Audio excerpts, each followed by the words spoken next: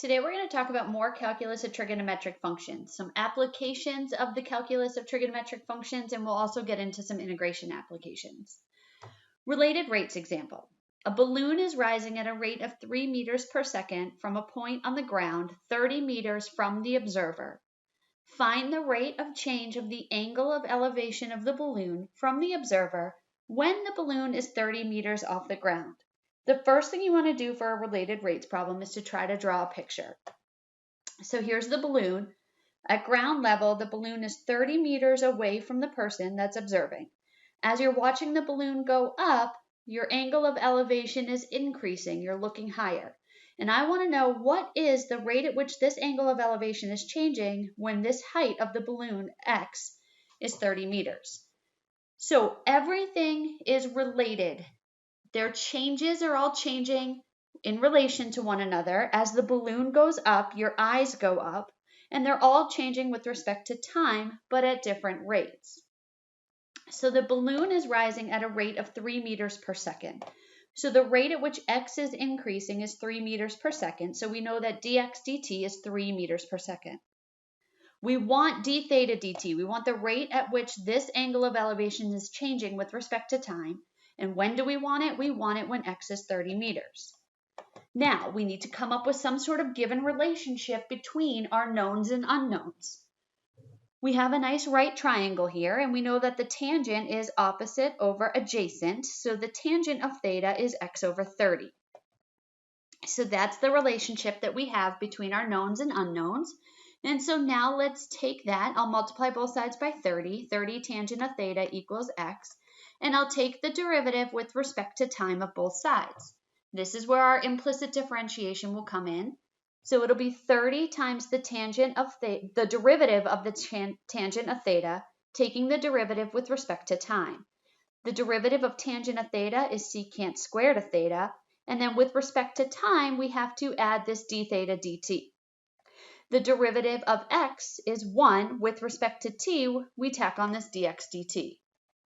So now we need to find what we're looking for, d theta dt, which is dx dt over 30 times the secant squared of theta. But what is theta? Well, we'll need to find theta when x is 30 meters. So when this x is 30, I want to know what is theta. So I drew another picture here. The observer and the distance ground level from the balloon isn't changing. The x is changing, and I want it to be 30. So then we have the tangent would be opposite over adjacent, 30 over 30, which is 1. And the only angle that gives us that makes sense here is pi over 4. So then we can do our d theta dt would be 3 over 30 times the secant squared of pi over 4. The secant of pi over 4 is the square root of 2. The square root of 2 squared is 2. 30 times 2 is 60, and 3 over 60 reduces to 1 over 20. So the angle of elevation is increasing at a rate of 1 over 20 radians per second. Other applications? Let's talk about our global extrema, also known as your absolute extrema. Remember what that is. That is the absolute maximum or the absolute minimum on the given interval. What is the absolute highest point? The absolute minimum point. The interval we're looking at is 1, 6, 1/3. Remember that our global extrema will either occur at critical values, which is where the derivative is 0 or undefined, or at the endpoints of the interval, which are given to us. So over here, I'm going to find those critical values, take the derivative. The derivative is the derivative of the outside function, negative sign, leave the inside function alone, times the derivative of that inside function, which is pi. So the derivative is negative pi sine of pi x. That's never going to be undefined, so to find the critical values, we set it equal to 0. Divide both sides by negative pi, and I'm looking for where the sine of pi x is equal to 0. Pi x is the angle. Well, the sine is 0 at any integer of pi, so I need this pi x to be any integer of pi. Well, then divide both sides by pi, I need x to be an integer. But the interval we're looking at, there's no integers in there. So the only places that the absolute extrema can occur are at these endpoints. So into the original function, I'll plug in 1/6. The cosine of pi times 1/6 is the cosine of pi over 6, which is 1/2. And I'll plug in the other endpoint 1/3. The cosine of pi over times 1/3 is the cosine of pi over 3, which is root 3 over 2. Now, whichever one is the bigger one is your absolute or global max, and whichever one is the smaller one is your global min. Root 3 over 2 is bigger than 1/2, so we have our global max at 1/3 root 3 over 2, and our global min at 1/6 1/2. Other things that we can do applying to trig: increasing, decreasing, and local extrema. Determine where the function sine of x plus cosine of x is increasing and decreasing, and we'll find any relative minimum or maximums on 0 to pi. Now, the reason I had to cut this down to an interval is because if you think of what sine and cosine look like, they go up and down, up and down, up and down, up and down forever. They oscillate. So technically, they have infinitely many relative minimums and infinitely many relative maximums. So I cut it down just looking at this graph from 0 to pi. So first thing we want to do is find those critical values, take the derivative, set it equal to 0. The derivative of sine is cosine. The derivative of cosine is negative sine. Set that equal to 0. And this is just cosine equals sine.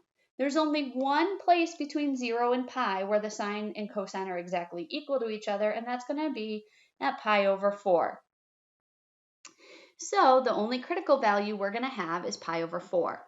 So then when I label my number line, I'm going to start at 0 and end at pi since I restricted the domain here. And so then our intervals will be 0 to pi over 4 and pi over 4 to pi. So we'll choose test values from each of them. I chose pi over 6 here, and I chose pi over 2 here. You can pick any value you want, because remember, whatever holds true for one value in the interval will hold true for all values in the interval. Either on this entire interval, the function is increasing or decreasing, which means on this entire interval, either the derivative is positive or negative. And so we don't actually care. When I plug in pi over 6 into the derivative, I don't care what the value turns out to be. I just want to know, is it positive or negative? So into the derivative, we get the cosine of pi over 6, which is root 3 over 2, minus the sine of pi over 6, which is 1/2. When I subtract those values, I will get a positive value. So it's going to be positive. The derivative will be positive on that entire interval. Plug in pi over 2. Cosine of pi over 2 is 0, minus the sine of pi over 2 is 1. 0 minus 1 is negative. So the derivative is negative on that entire interval. Where the derivative is positive, our function is increasing. Where our derivative is negative, our function is decreasing. So based on that information, we can see that we are increasing from 0 to pi over 4, decreasing from pi over 4 to pi. Now remember, local minimums happen when you go from decreasing to increasing, which we did not do. Maximums happen when you go from increasing to decreasing, which we did do at pi over 4. So there is no local minimum, but there is a local maximum at the ordered pair pi over 4, comma, your original function evaluated at pi over 4, which I did here. The original function evaluated at pi over 4 will be the sine of pi over 4 plus the cosine of pi over 4. Sine of pi over 4 is root 2 over 2. Cosine of pi over 4 is root 2 over 2. Root 2 over 2 plus root 2 over 2 gives us 2 root 2 over 2, or the 2's cancel and we're left with the square root of 2. What did we do next? Next comes concavity. So let's talk about finding concavity and points of inflection for these trig functions. Let's determine the concavity and any points of inflection of the sine of x over 2 for the interval 0 to pi over 4 pi. And again, I gave a restriction on the interval because, just like we said before, sine goes on forever, oscillating up and down, up and down. So there's infinitely many places where it's concave up and infinitely many places where it's concave down and infinitely many points of inflection. When you're determining concavity and points of inflection, we're going to do basically the same thing we did up here, except we're going to use the second derivative. So we'll find the first derivative. Chain rule again, derivative of the outside, cosine, leave the inside function alone, x over 2, times the derivative of the inside function gives us 1/2 the cosine of x over 2. Second derivative, that 1/2 is a coefficient, it'll carry through. The derivative of cosine is negative sine, leave the inside function alone, times the derivative of the inside. That gives us our second derivative is negative 1/4 times the sine of x over 2. That's never going to be undefined, so we'll set it equal to 0. Negative 1/4 sine of x over 2 equals 0. Go ahead and divide both sides by that negative 1/4. And we have the sine of x over 2 equals 0. Where is the sine equal to 0? That's at any integer of pi. So we'll set this angle x over 2 equal to n pi. Multiply both sides by 2, and we see x is any 2 pi n. It's any even integer of pi, right? So let's see, we could plug in negative 1, that would give us negative 2 pi, but that doesn't fit in our interval. We could plug in 0, that fits in our interval. 0 times this would give us 0. We could plug in 1, which would give us 2 pi, that fits. Plug in 2, that gives us 4 pi, that fits. Plug in 3, 6 pi doesn't fit. So the only x values that fit in this interval would be 0, 2 pi, and 4 pi. Well, 0 and 4 pi are where I restricted my interval. So my number line, I'm going to start at 0, which happens to be a critical value, go up to 4 pi, which happens to be a critical value, and the only other critical value I'll label in between is 2 pi. So my intervals will be 0 to 2 pi and 2 pi to 4 pi. Now you can pick anything you want in the interval, just like we talked about before. I chose 1 pi and 3 pi. We'll plug those into the second derivative because remember, if your second derivative is positive, you are concave up. And if your second derivative is negative, you are concave down. When I plug in pi, that gives me negative 1/4 times the sine of pi over 2. The sine of pi over 2 is 1. Negative 1/4 times 1 is a negative value, so we are concave down on that entire interval. When I plugged in 3 pi, negative 1/4 times the sine of 3 pi over 2. The sine of 3 pi over 2 is negative 1, and negative 1/4 times negative 1 gives me a positive, so we are concave up on that entire interval. So we can answer the question. We are concave up from 2 pi to 4 pi. We are concave down from 0 to 2 pi. And we do have a point of inflection at 2 pi because we did switch concavity. If we had gone from concave up to concave up, or concave down to concave down, there would be no point of inflection, but the fact that we switched concavity, whether you go up to down or down to up, doesn't matter. There is a point of inflection at 2 pi, at the ordered pair 2 pi, comma, the original function evaluated at 2 pi. Well, the original function evaluated at 2 pi would be the sine of 2 pi over 2, which reduces to the sine of pi, which is 0. So our point of inflection is at 2 pi, comma, 0. Optimization is another thing we've talked about in calculus, so let's do an optimization problem with trig. A fence 10 feet tall runs parallel to a tall building at a distance of 10 feet away. So we've got a fence here, and this fence is 10 feet from the building. What length is the shortest ladder that will reach from the ground to the top here? Okay, so we draw a picture. We know that this distance here from the fence to the building is 10 feet. We know the fence itself is 10 feet. And I want to know what is the shortest ladder I can have that'll clear the fence and hit the top of this building. So now to draw it more geometrically, we have a right triangle up here and a right triangle down here, right? This is this big triangle right here. And I just drew an imaginary line right here to break it up into these two triangles. Now, this angle is going to be the same as this angle, so I'm labeling both of those theta. I know this length is 10 feet, and so if this length is 10 feet, then this length is also 10 feet. So I have two, and then I have the ladder is broken up into L1 plus L2. So what I have is this triangle right here, this top triangle, which has an angle theta, a base of 10, and a hypotenuse of L2. And I have this triangle right here, which has a leg here, a height of 10, a hypotenuse of L1, and this angle of theta. So looking at these two, we can relate this as the cosine of theta is adjacent over hypotenuse, or 10 over L2. And this one here, the sine, will be opposite over hypotenuse, or 10 over L1.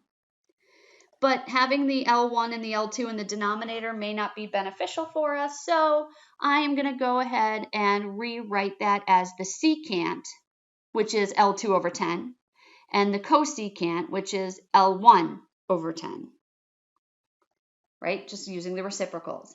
So now I can easily solve for L1. That's going to be 10 times the cosecant. And I can easily solve for L2. That's going to be 10 times the secant. So now that we have all this background information, what is it we want? We want the length of this ladder, which is L1 plus L2.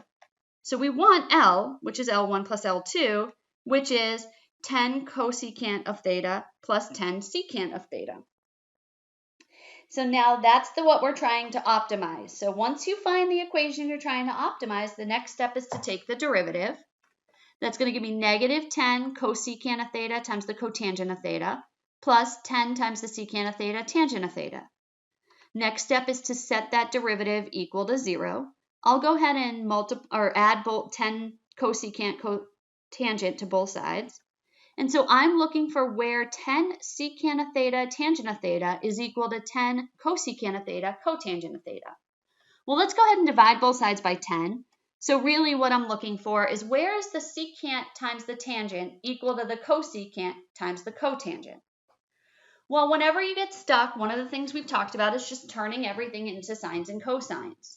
So this gives me 1 over cosine times sine over cosine equals 1 over sine times cosine over sine. Well, then that gives me the sine over cosine squared equals cosine over sine squared. Let's go ahead and cross multiply.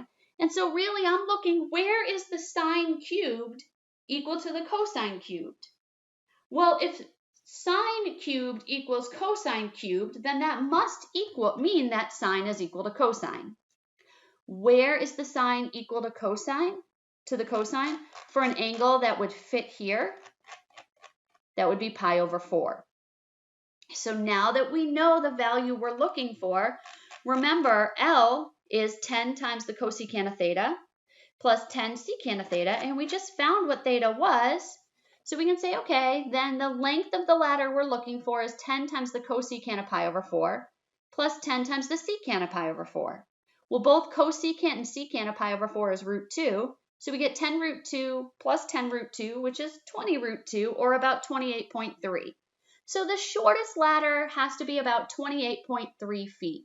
So if you had a 26-foot ladder, that wouldn't work. If you had a 29-foot ladder, that one would work. Now let's talk about integrating. So let's do some integration here. So you're going to have to practice these using the same integration rules that we used in previous problems that we've done. It's just now we're applying it to trig. So here we have the integral of negative 7 sine of x. So we're trying to find the antiderivative of negative 7 sine of x. Whose derivative is negative sine of x? Well, whose derivative is negative 7 sine of x? I don't know, but I can pull that 7 out because I do know whose derivative is negative sine of x. That's cosine of x. So that 7 is just a coefficient and we'll carry it through.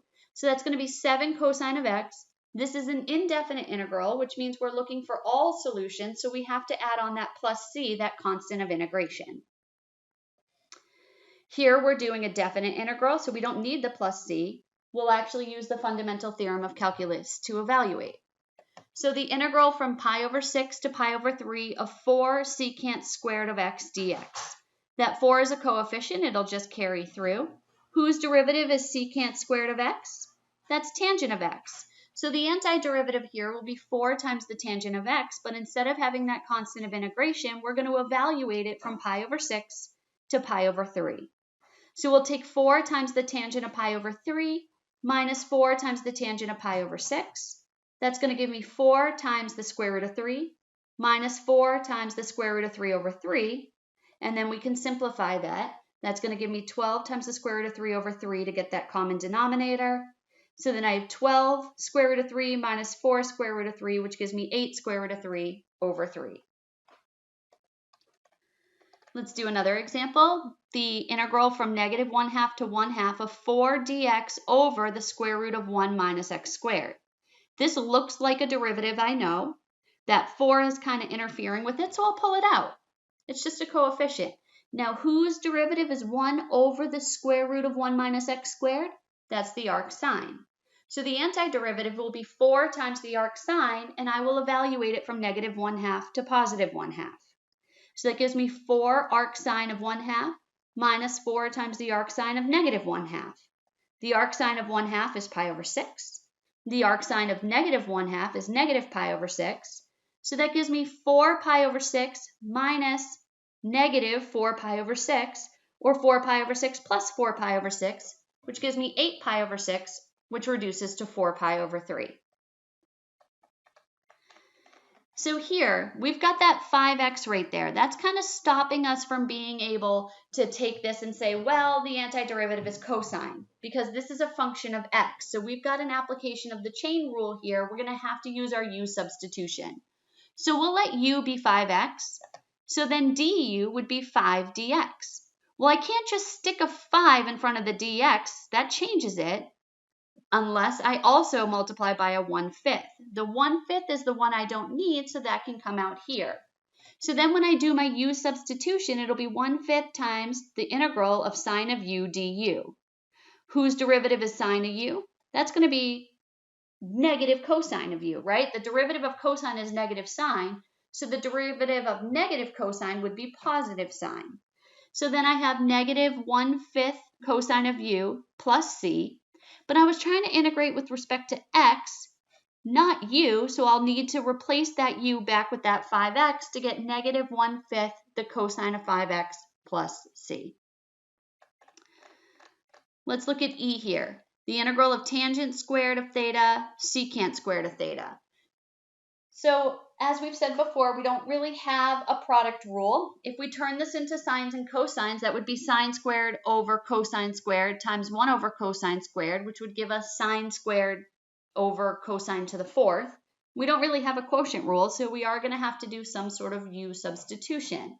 But what do we pick as u? So sometimes it's going to be trial and error, and you're just going to have to practice things.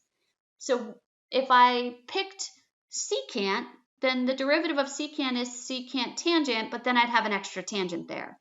But if I chose tangent, the derivative is secant squared, and so then I can say, okay, well, secant squared theta d theta, that right there would be my du, and this would be u squared. So I'll let u be tangent of theta, du would be secant squared of theta d theta. When I do my u substitution, this is going to be u squared du. That's just going to be u cubed over 3 plus c. And of course, we have to plug back in for u. We get tangent cubed of theta over 3 plus c.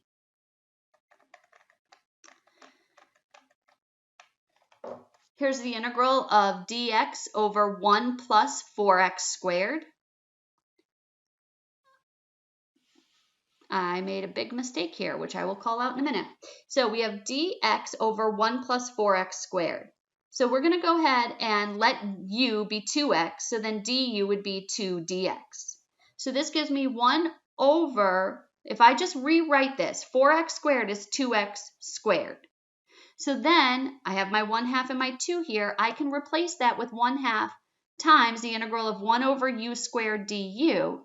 Now the actual antiderivative of 1 over u squared is the arctangent. Please replace this with a tangent. It is not sine. This is tangent. So this should be 1/2 the arctangent of u plus c. And of course, we got to plug back in what u is. So this should be 1/2 the arctangent of 2x plus c. So please, again, cross that off. That should be tangent. Here's a good one. The integral of the tangent of x dx. Well, I have no idea whose derivative is tangent. No clue off the top of my head. But I do know that tangent is equal to sine over cosine. So now we have to think back to when we learned how to do u substitution. We said we would pick things that were being raised to a power, or things that were under a radical, or whatever e was being raised to, or what's in the denominator. So let's see what happens if we pick cosine to be u. Then du would be negative sine. So that means I'm going to have a double negative here, right? A negative on the outside and a negative on the inside. And then when I do my u substitution, I get 1 over u du. Well, this is something I do know how to integrate. That's going to be the natural log of the absolute value of u. So what we get here with that negative is negative natural log of the absolute value of u plus c. Plug back in what u is, and we get that the integral of tangent of x dx is negative natural log of the absolute value of cosine of x plus c. That's it for now.